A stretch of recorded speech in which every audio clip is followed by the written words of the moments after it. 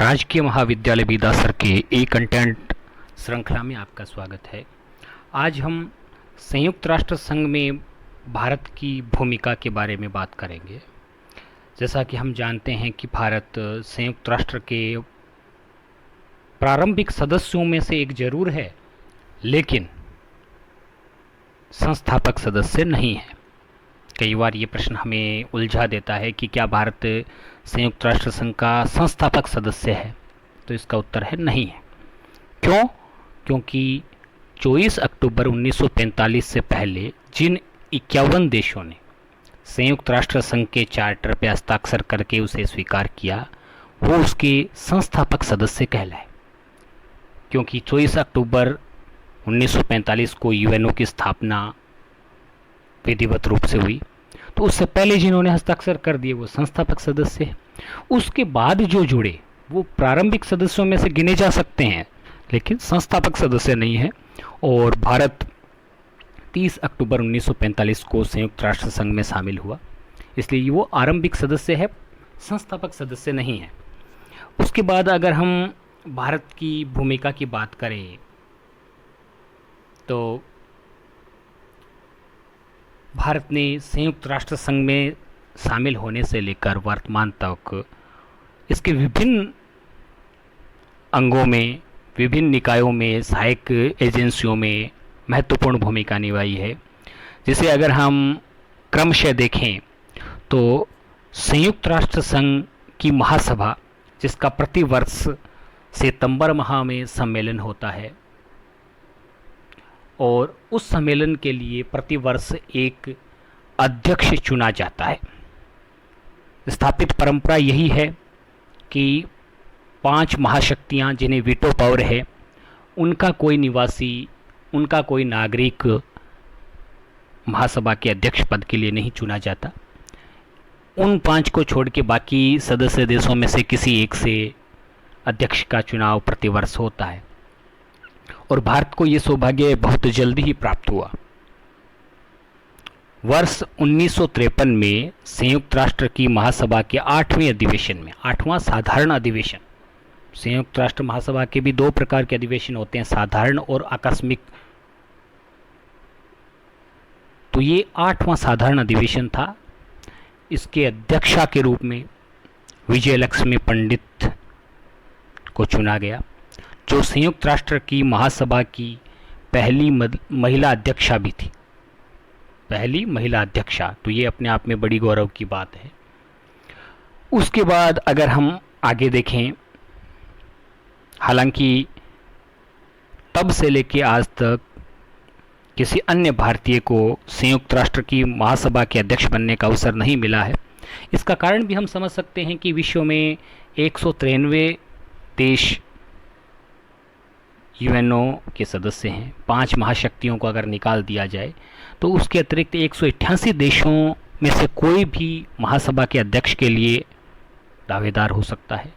तो एक देश का दूसरी या तीसरी बार नंबर आना बहुत कठिन कार्य है।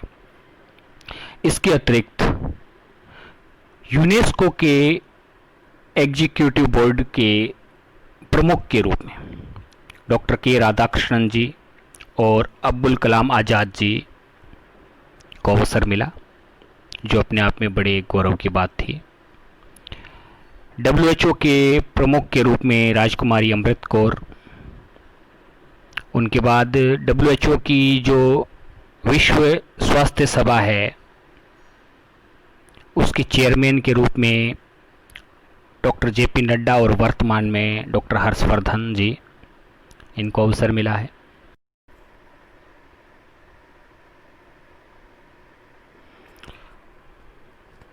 विश्व कृषि एवं खाद्य संगठन के मुखिया के रूप में वी.आर. सेन, विश्व मजदूर संगठन के 33वें अधिवेशन के मुखिया जगजीवन राम,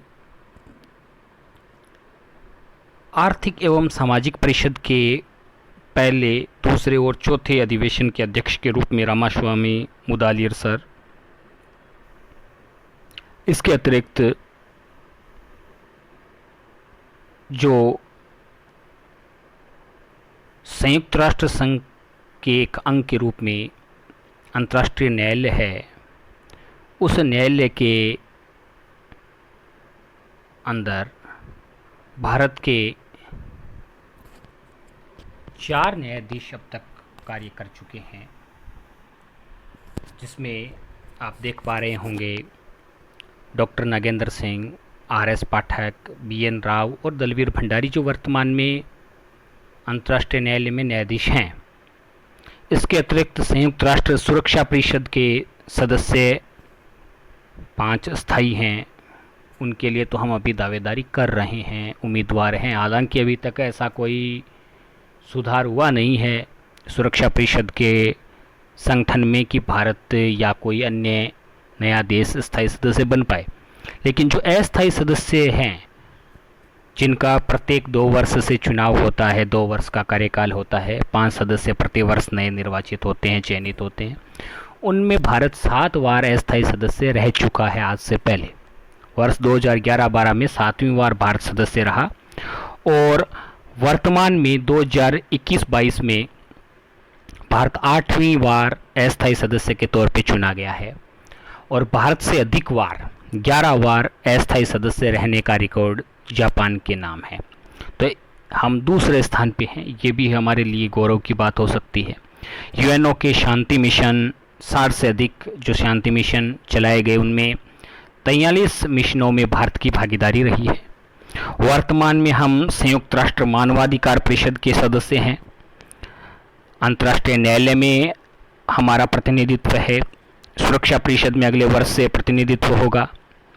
आर्थिक एवं सामाजिक परिषद के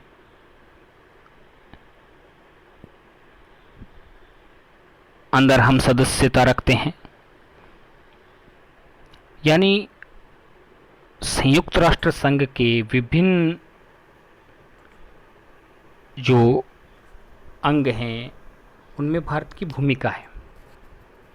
इसके अतिरिक्त WHO के एग्जीक्यूटिव बोर्ड में वर्ष 2023 तक भारत सदस्य है। इसके अलावा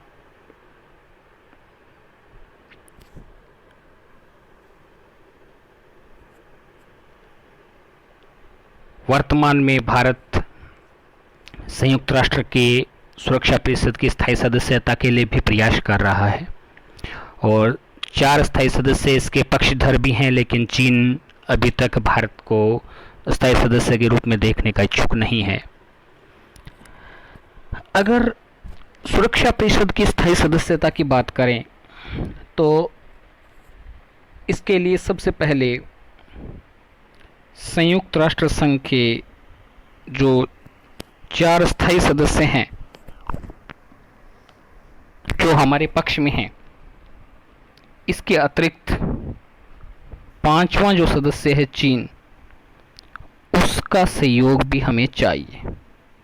बिना चीन के सहयोग के 5 जो स्थायी सदस्य हैं, उनका सहयोग हमें चाहिए। इनमें से अगर एक भी हमारा विरोध करेगा तो हम सुरक्षा परिषद की स्थायी सदस्यता का दावा कभी नहीं कर पाएंगे। इसके अतिरिक्त सुरक्षा परिषद का जो 2/3 बहुमत है, उससे जो संगठन में संशोधन होने का प्रस्ताव होगा, चार्टर में संशोधन होने का प्रस्ताव होगा, वो पास होना चाहिए। तो अगर 5 स्थायी सदस्य सहमत होते हैं तो निश्चित तौर पे 2/3 बहुमत में मिलेगा।